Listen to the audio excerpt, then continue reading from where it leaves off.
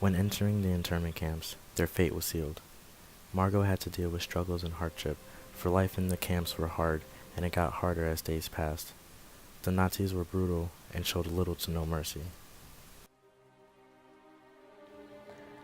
In the truck already we were separated. My father was separated from my mother, the man from the female.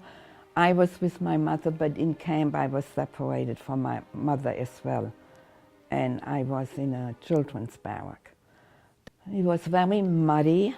It was very uncomfortable. You lived on bunks. In the children's home, you had one blanket. You got three dirty soups basically a day as nourishment. The facilities were absolutely bad. You had a wooden structure where you had to go up, and there were holes in the middle, and that's where you relieved yourself. And outside in the main area there were cold water faucets where you could wash. And people died quite early on. And actually one day, 3 of my friends and I, we were surrounded by barbed wire. One day I went through the barbed wire to see my father, and I got away with that. And that other day, 4 of us, decided we'd go outside, and we went to the next village, Navarre. And we didn't get caught, but we got there. We didn't speak French. We didn't know which way to turn. We went right back. Well, the Germans came every day, the commandant.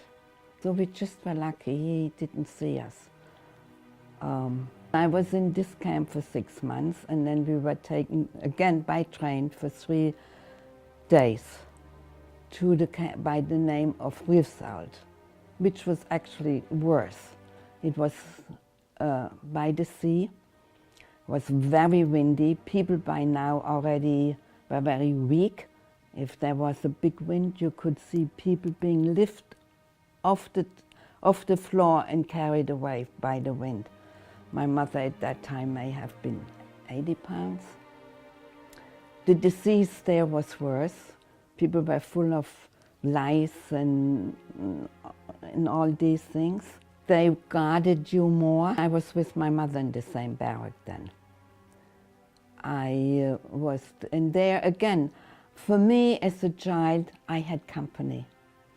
And the young people got together and somehow managed to, have a little something. I was there for 1 year. During that time, I was taken out to do forced labor. In the fall, we had to go and harvest grapes from 5 o'clock in the morning until 5 o'clock in the evening. But at least we would get a piece of bread there, and we could eat the grapes.